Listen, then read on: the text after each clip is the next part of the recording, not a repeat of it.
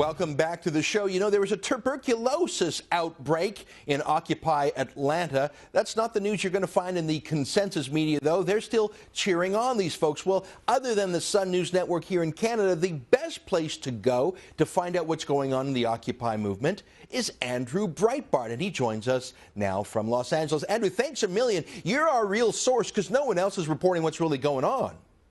It's strange because there's so much going on, not just across the United States, but up in Canada as well and around the world.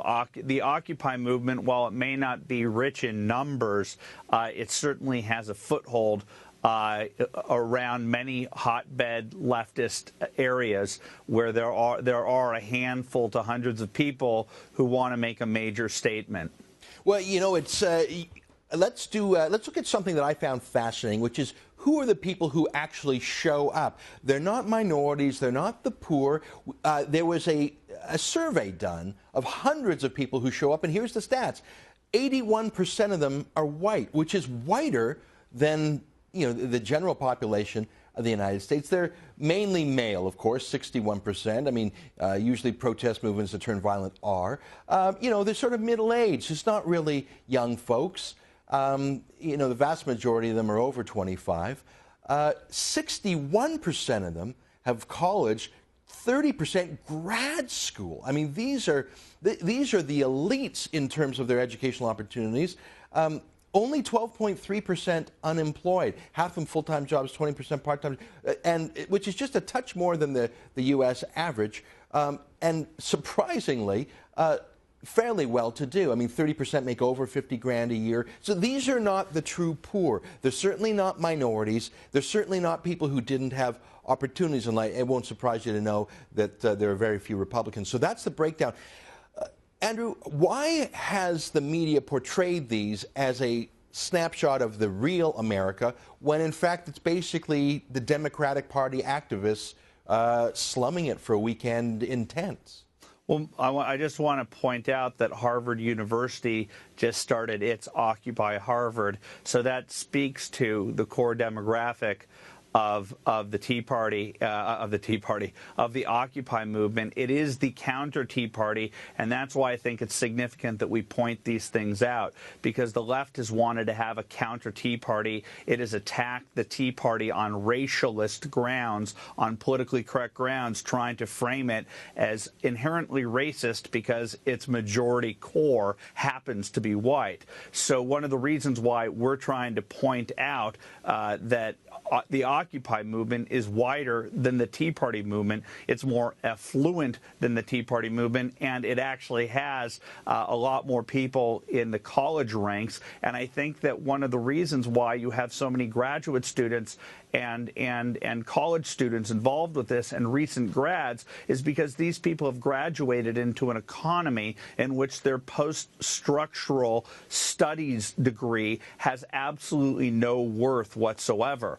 You know, having gender studies degrees, having African studies degrees, American studies degrees, this does not have you prepared to enter the real world with any skill set whatsoever. And these people are starting to realize that college was overly expensive. They owe hundreds of thousands of dollars to Sallie Mae and other entities that basically told them, hey, look, if you take out these loans for these $60,000 a year, nothing degrees, you're going to enter into an economy with something that's worthwhile. They have crap. I was reading about some guy who had a master's degree in puppetry. I didn't know you can get that, but I can imagine he's angry. I think he's just probably angry at the wrong people. Now, I want to talk about perhaps the whitest man in America. So white, I think you'd say he's pink. And I'm talking about a fella who is a multimillionaire. He's part of the 0.01%, so to speak, but he claims to be with the working man. I'm talking about the millionaire schlep, Michael Moore. Now, he's attended these Occupy protests.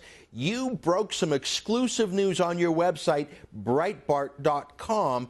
Tell us what that news is about just how poor this soul is, Andrew.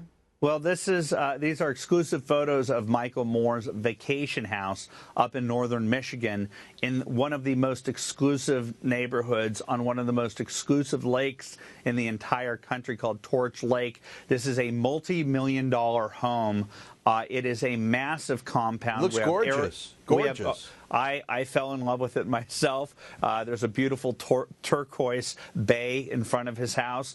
I don't begrudge this man the fact that he is part of the 1%, but the hypocrisy couldn't be greater. This is a man who sides with the unions, but has made a killing by not paying his workers, the people that are involved with his crews. They're not union. This guy likes to side with he preys on the 99%. He makes money as a P.T. Barnum against the 99%, but he does not live their life whatsoever. He wants, that one of the most offensive aspects of the 99%, the Occupy movement, is that they feel the right to protest on a CEO's house that they don't like. Unions and the Occupy movement have gone on Park Avenue and protested in front of people's homes and isolated them as individuals. I do not argue that you go to 1%er Michael Moore's house and occupy him, but he exhibits every possible tendency of the 1% that the 99% that the Occupy movement doesn't like. He does not use unions. He lives exorbitantly, and he tries to pretend that he's something that he's not. Like, that wasn't even his main home. That was his vacation getaway. Now, you've got the land title document from that house. Let's show it on the screen just for a second. Now, it claims that house is only worth $925,000. No, it's definitely worth. It's probably in the $2 to $6 million range. There's no way I'll buy that right now with $1 million cash. Right now, I'll take that house sight unseen, other than the pictures I've seen. That is a multi-million dollar house, and these are the people who make race an issue. Now, I noticed you blocked out his street address on that document, which is very generous of you, because I don't think they would block out the street address. It was a banker. Now, that first shot, we just saw a picture of the property. He had a fence there. Now, he's not a rancher. He's not trying to keep cattle in. He's trying to keep trespassers out. Andrew, we only have time for one last question, and it's this. If Occupy Wall Street went to Occupy Torch Lake, Michigan, and came to his property and went through his fence and squatted on his land in his, minimum $1 million vacation house, just a guess, what do you think this 1%er Michael Moore would do if they came on his property? What would he do if the Tea Party came? Well, first of all, they'd be going to an exclusive white community. This is an all-white community, and they've made this about race.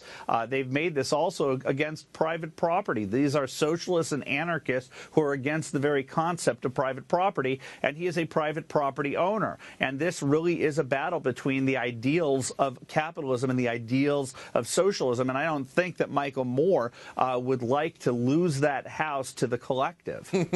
Andrew Breitbart, I am so grateful for your weekly updates. Folks, if you're not going there, you should.